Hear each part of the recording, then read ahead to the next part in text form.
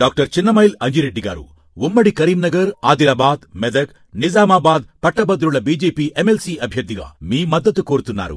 China పైన 60% విధిస్తా అన్నాడు, ఇప్పుడు 10% విధించాడు. అందువల్ల ఇది ఫస్ట్ యాక్షన్ మాత్రమే, దఫాల వారీగా తీసుకుంటాడు.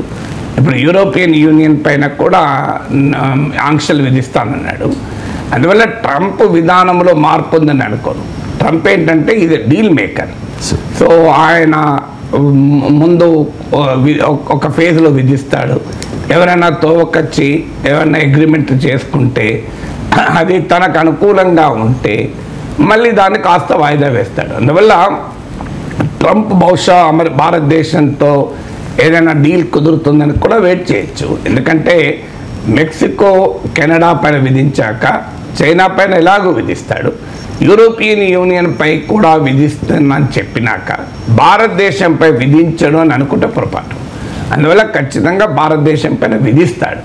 ఇది ట్రంప్ స్వభావం రీత్యానే కాదు, ట్రంప్ గతంలో ఇచ్చిన స్టేట్మెంట్స్ తీస్తే మీకు India is a tariff king అన్నాడు. సో ఇలా సుంకాలు విధించడంలో ఇస్ ఎ టారిఫ్ కింగ్ అన్న పదం వాడాడు.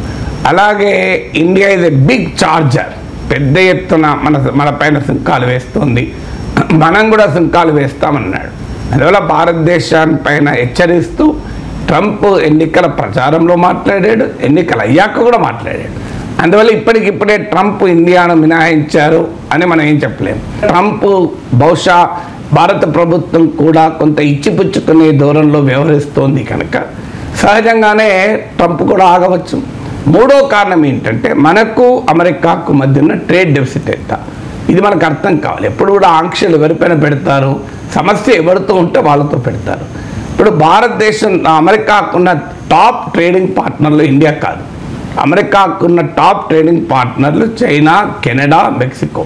ట్రంప్ ఇది డీల్ మేకర్. ట్రంప్కి ఏంటంటే తనకు అనుకూలంగా ఒక్కొక్క దేశాలను ఒప్పించాలి అనేది ట్రంప్ ఆలోచన.